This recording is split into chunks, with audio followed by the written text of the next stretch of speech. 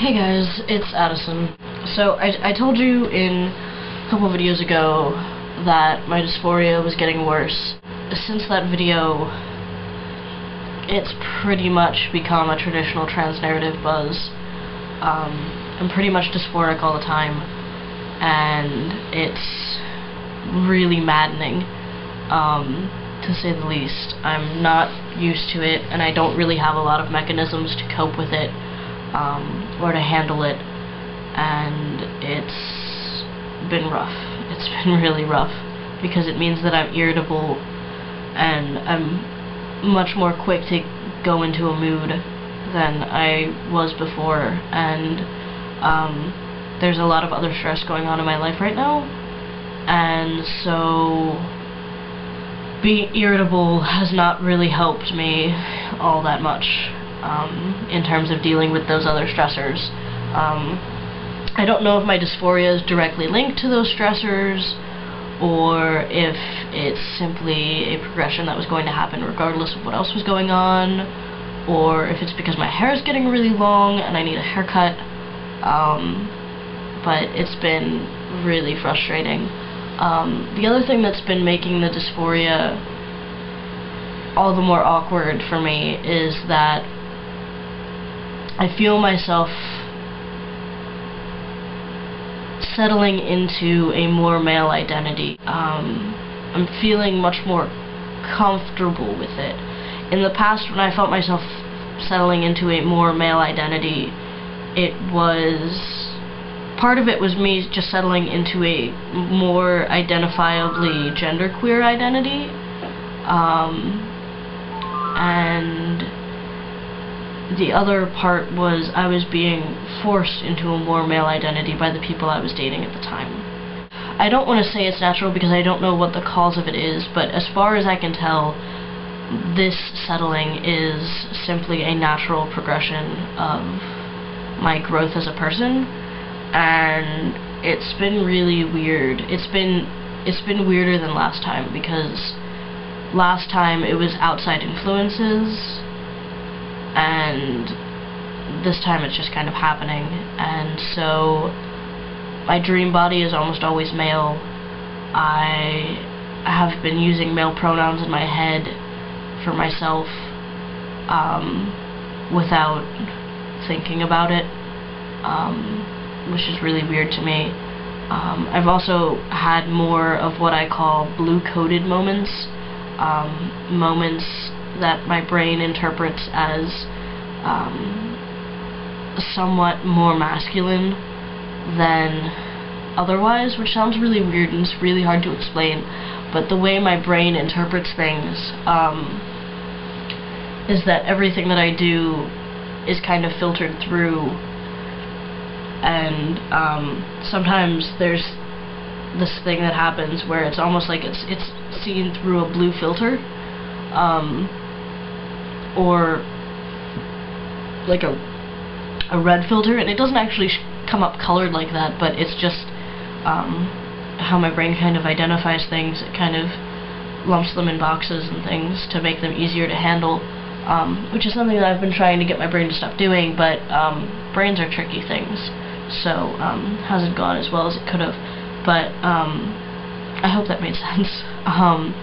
So I've been having more blue-coded moments, which isn't something new. I've had blue-coded moments before, but previously when I would have blue-coded moments, I always kind of maintained a genderqueer baseline, where it was like between genders, or, you know, outside of the genders.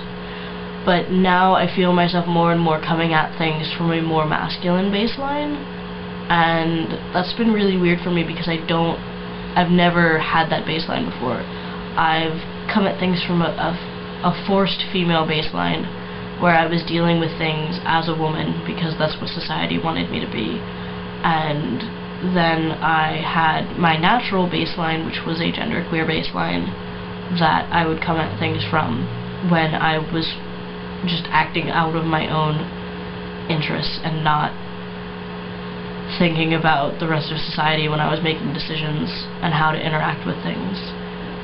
But now I'm feeling myself more and more come from this other baseline that I can only interpret as masculine, and it's been kind of weird because I'm still trying to make sure that it's me coming from a place outside of socially coerced positions. So me thinking while thinking about society, but not for society. Does that make sense? That I'm trying to make sure that I'm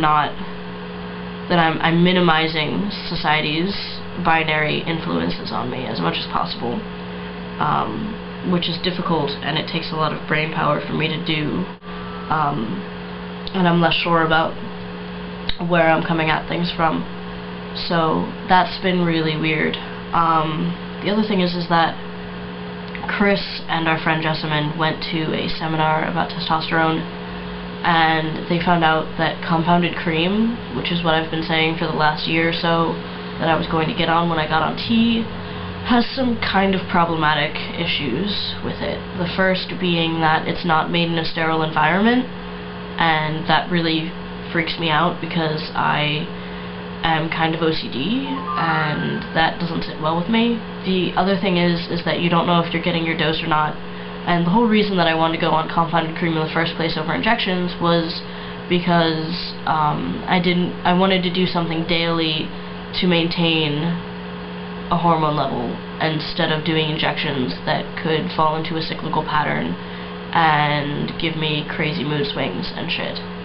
And considering that my period, which is basically an injection of estrogen every month, kicks the shit out of my system, I didn't want to risk doing injections because I didn't know how much damage it would do to me physically and emotionally.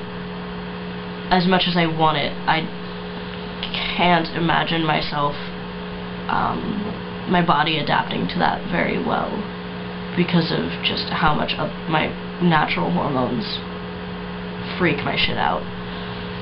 So the fact that you don't know that you're getting your dose on compounded cream means that you're not getting a steady dose of tea, and that you may still fall into a cyclical pattern. You also aren't getting your money's worth, and you might be going slower than you think you are, and you might be going faster than you think you are, and that really bothers me. I don't really like imprecision like that.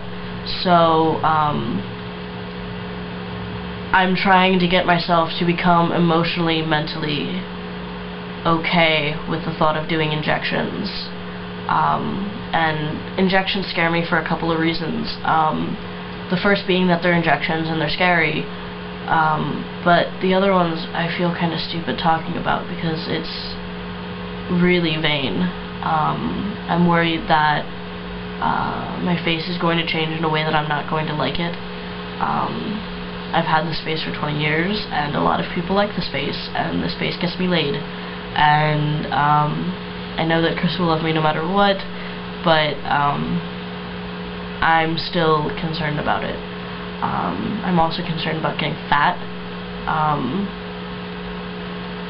because I've had a history of eating disorders, and I'm really concerned that I'm going to get on tea and be hungry all the time and not know how to handle it. So I'm hoping that when I get out into Portland, I will be able to set up a sort of system where I'm eating regularly and I'm eating well, and when I go on tea, I won't have to adjust that all that much. So that's kind of where I am in terms of transition stuff. It feels really weird still, and I hope that I made sense. And I hope that once I get out in Portland, some of this changes, and that I won't be as dysphoric, or I'm able to settle into an identity that I feel comfortable with. Because right now I feel on the cusp of a lot of different things, and I'm not particularly fond of it. So that's where I'm at. I hope you guys are having a good week, and I'll talk to you later.